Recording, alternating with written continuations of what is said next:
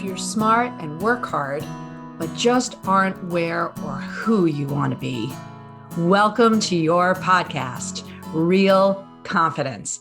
I'm your host, Alyssa DeVere, and I'll be sharing a bit of brain science, some surprising social secrets, and a touch of tough love. Why? Because I believe confidence is everyone's fundamental right and choice. So let's get to it.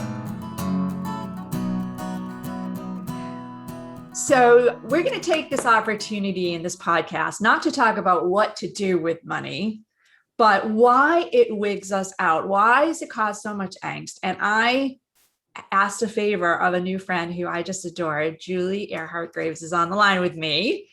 Welcome, Juli.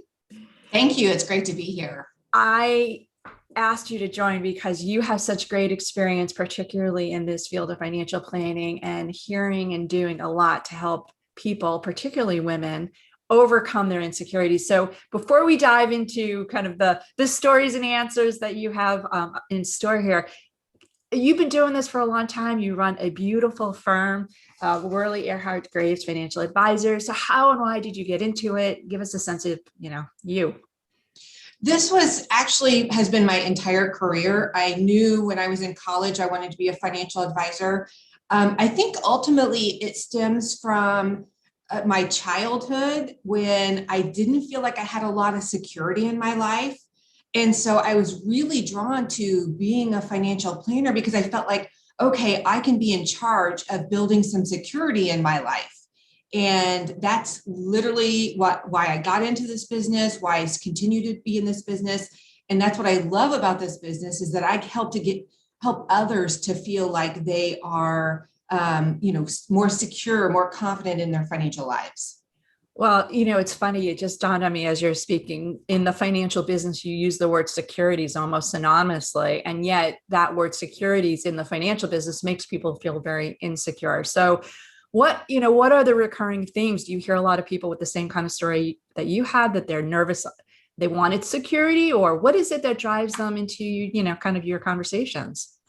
That's exactly it. When I start working with a client, that's generally what brings them in is they want to feel like they have their ducks in a row, that they have a goal, that they know how to get there, that they've, even if they feel like they've got their ducks in a row and they're financially savvy, it doesn't stop people from coming in for, okay, I want a second opinion. I want to make sure that I am on the right track.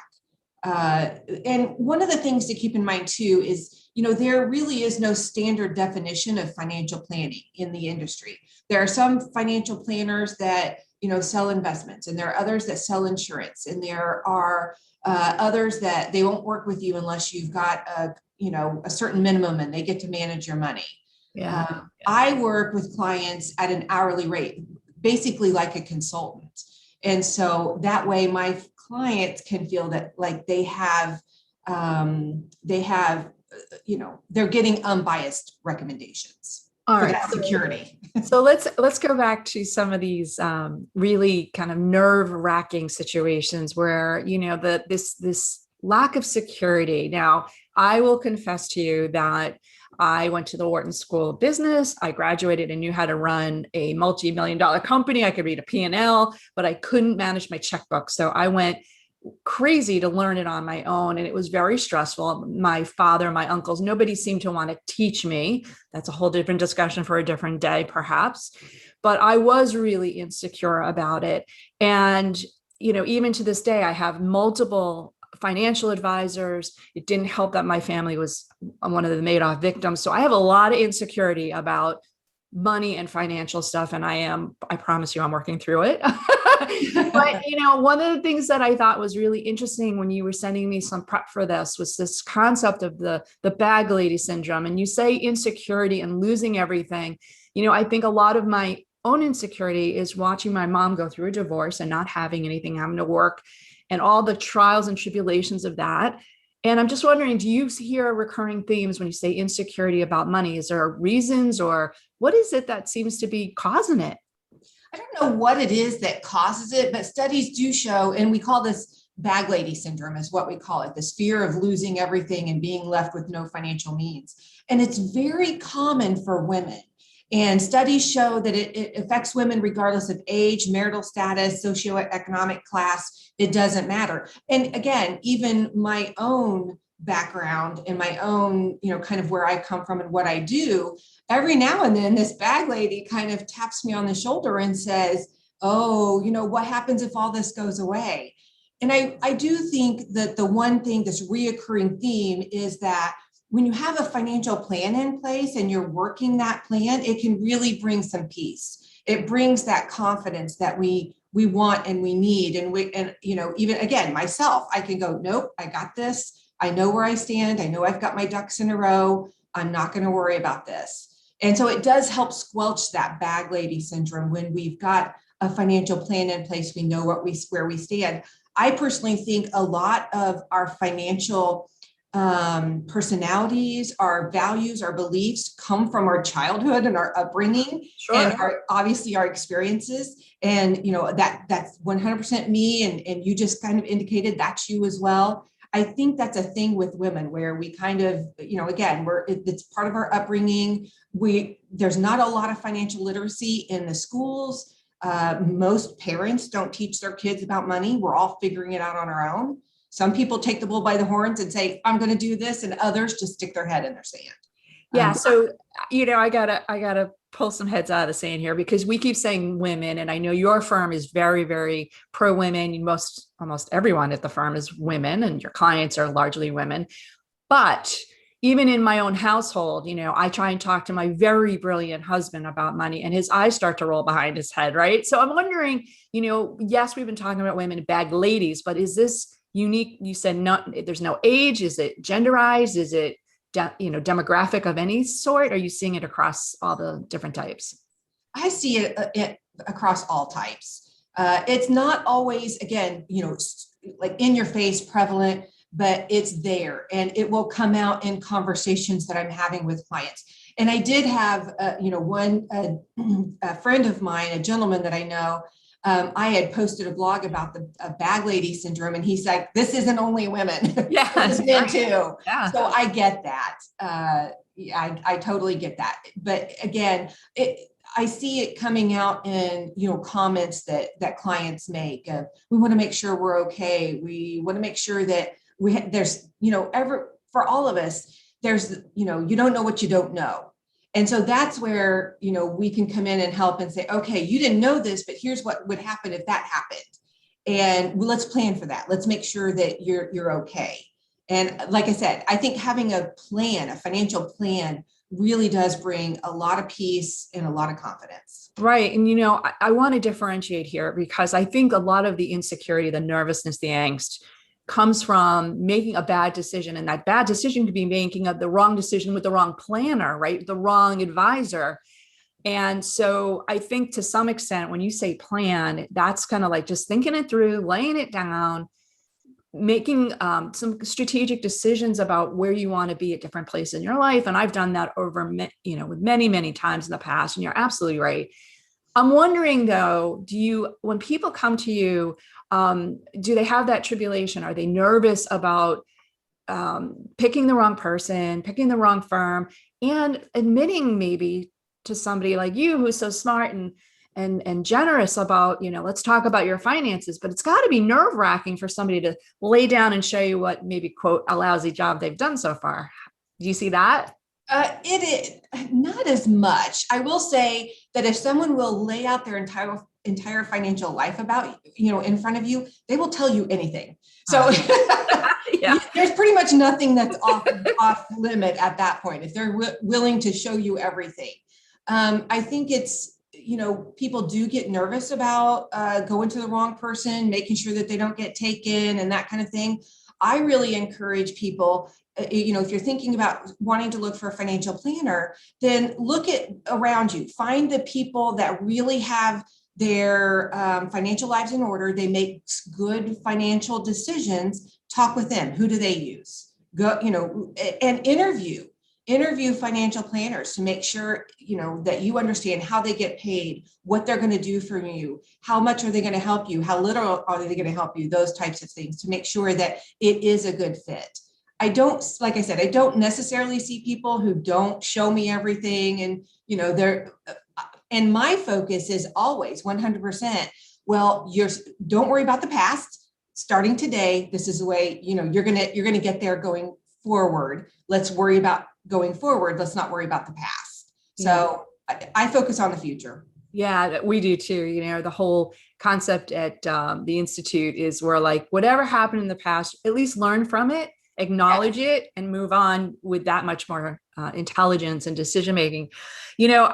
This whole area of money, of course, there's a lot of people that talk about it and the, what you should do, what you shouldn't do, and all that. And here we are today talking about really the essence of it, which is it makes us lose a lot of nerve and perhaps a lot of face. And so, one of the things that you just said, I think it's an interesting paradox, is who do you know that's doing really well with financial, find them. What does that mean? Because I would find it intimidating, and that's not the right word. I would find it kind of funny if somebody said to me, gosh, you're doing so well, can I have your financial advisor? I don't see that happening. So I'm just I'm curious, do people project financial confidence, or is it really a matter that they have a big house and a fancy car? No, it's not the big house and the fancy car. Most of the time, honestly, the people that are making really good financial decisions are driving around in 5-year plus old cars, and they live below their means. Those are the type of people that you're looking for, the people that, again, appear to make wise sound financial decisions. It's not who's got the biggest car, or the biggest house, and the best car, and the boat on the lake. No, that's not necessarily it. And granted, there's people that live like that, and it's still within their means or below their means, and they're fine. That could be, but it's rare that that's the case. It's more of the sound decision makers. It's a personality type, I think, more than anything. And we find, to be honest, probably I'm going to say roughly 70% of our new clients come from our existing clients telling their friends and family. Yeah. So people do talk, it's not, you seem to have your ducks in a row. You seem to make good financial decisions. Who do you work with? I want to check this person out. And again, like I said, interview multiple people to figure out who's going to be best to work with you. Yeah. So I'm going to let's debunk some stuff, because when I get in a mood where I'm like, oh, I'm not doing as well financially as everybody else around me, blah, blah, blah, I start looking stuff up on the internet and stats. And you know what? One of the things that always comforts me, gives me some confidence, is realizing that most people really suck at this, at saving and being thrifty, and don't have a lot of money in the bank. And so, I always would love to be in your shoes for about a week, because I think it would give me a lot more confidence. What, people come to you, are you shocked anymore how little they've done? Are they 50, 60 years old and they haven't saved a dime? What is the reality? I'm not shocked. I don't get shocked easily, maybe in the early years, but not anymore. I've seen just about everything I think I could see. And again, just my personality, I'm not going to focus on the past. Like you said, we're going to learn from it, but going forward, what's your goal? And, let's create a plan on how you can get there. What do you need to do? There are clients, I check in with them every quarter. Did you get this done? Did you get that done? To make sure they keep moving forward. They need that motivation.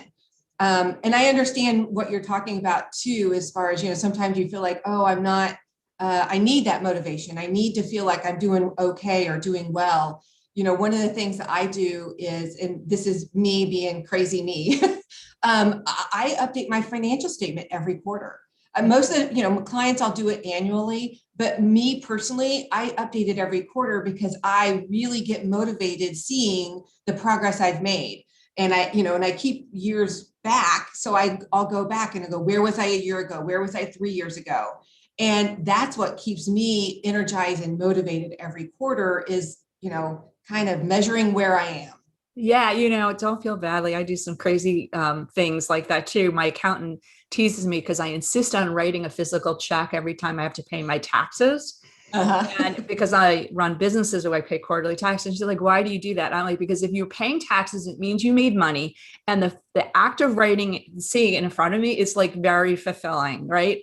So, it is a structure, a reminder that tells us we're doing okay. But, I think there is a comfort to know that, sorry to say, most people don't do anything or do the wrong things. And yet, so doing one right thing, which maybe just do your plan or, save an extra $10 this month, whatever it is, that decision to do something in the right direction, it doesn't have to be big, does it? It does not. And, I encourage people with this a lot as well. One of the things that my husband and I do are envelopes for some of our discretionary spending. So we have cash envelopes. And if I'm going to go to the grocery store, I take my grocery envelope, or go buy clothing or go shopping, I take my clothing envelope. And, again, I have a lot more envelopes than most normal people would, but that's the way my husband and I work. But so even when I'm encouraging clients, they're preparing for retirement, they need to get some of their discretionary spending under control. I'm like, okay, create 4 envelopes. What are your trouble spots? It's eating out, it's entertainment, it's clothing, it's, maybe groceries. Those are the 4 things you need to budget. Don't worry about everything else. Budget those 4 things. So most everything can be really taken down to bite-sized pieces. Focus on this for 6 months. And get this under control, and then we'll work to the next thing. Yeah. There's, like I said, everything can be broken down into bite-sized pieces. Yeah, no, I love it. And there is a psychological kind of impact, of course. Like I have a vacation bank account. So, every month there's a little bit that gets swept, right? Like it's my envelope, right? My Juli envelope, I'm going to call it for now on. But there is a psychological kind of not only seeing it grow, but knowing that money is there for that reason. So you don't feel guilty. You don't feel bad when you're taking money out to go somewhere. Right. I love that. This whole issue of financial confidence, right? Yeah, it's actually in your company tagline. I see it all over. A lot of banks use it as well. I don't want to make it superficial. I don't want people to be like, okay, I can go see Juli or anyone else for that matter, and all of a sudden be independently wealthy or independently confident for that matter. As you're saying, maybe small bits, it takes some time. But I'm going to ask you 2 questions, one before we go to sponsor break and one after. And the first question is this. If people they're saying to themselves, they're listening to this, like, I really need to have more financial confidence. What's like the first thing they should do? I encourage people to spend some time, spend some energy, and meet with a financial planner. If you're not willing to do all the research and the work yourself, then you need to hire an expert. When my car needs an oil change, I don't do it myself. I take it into the experts. They can do it quickly, efficiently, and for the price, it's worth it, so that I don't have to spend a day figuring this out my own. When something's aching, I may Google it, but I go to my doctor. It's the same thing with a financial planner. Go to a financial planner, get their insight, get their expertise. There's a lot of things that they can do pretty quickly, pretty efficiently, that would have taken you days to figure out if you're not financially savvy. Well, even if you are, there's so much knowledge and information, and things change so often that exactly, tax and otherwise, that it's unless you're doing it full time. And even if you are, I might say that it's a little bit overwhelming. So, all right. So we are going to come back in just a minute after our sponsor break. And I'm going to ask Juli, what's the one thing she wished she knew a whole lot sooner? This podcast was sponsored by the American Confidence Institute. ACI trains smart, hardworking people how to use basic brain science to more effectively coach themselves and others. ACI is endorsed by top universities, the Strategic HR Management Association, and International Coaching Federation. Learn more about ACI's uniquely empowering keynotes, workshops, e-classes, and coaching certification at www.americanconfidenceinstitute.com. So we're back talking to Juli Erhart-Graves about financial confidence. And of course, here we go with the magic question. You've learned a heck of a lot, right? As a planner, as somebody who's been financially invested. What's the one thing you wish you knew when you were a lot younger? I wish I'd known, and my best advice for someone else is sooner is much better than later. So too often people put off financial planning and getting their financial ducks in a row. And it's really so important to do it sooner rather than later. From a financial aspect, the time value of money is huge. You starting to save for retirement at 25 means you're going to have more than if you start at 35.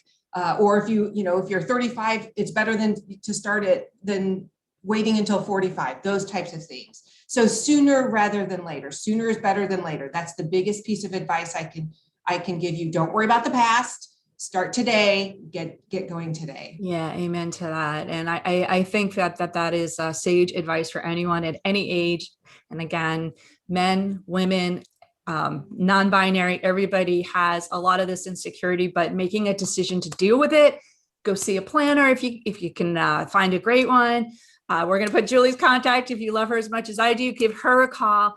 And in the meantime, Julie, we are on a pilgrimage mission together to bring more confidence to the world. You from a financial perspective, me in every possible way to really help people feel good about themselves. And you certainly did that today for me and for everyone who's listening. So thank you. Thank you. It's been an honor. So I'm going to wrap up today's interesting, fascinating, fabulous financial topic about getting your ducks and your ducats in a row. And we're going to remind you again that the best way to get confidence is to give it to others. And you can do that by liking and sharing this podcast on your own social media channels. So I'm so appreciative of that, and any comments. If there's topics you want us to tackle for the future, please let me know. For now, this is Alyssa DeVere, and I want to thank you for helping bring more confidence to the world. This podcast was produced by Mindful Media.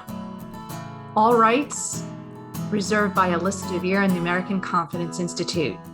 Music written and performed by Jeff Weinstein.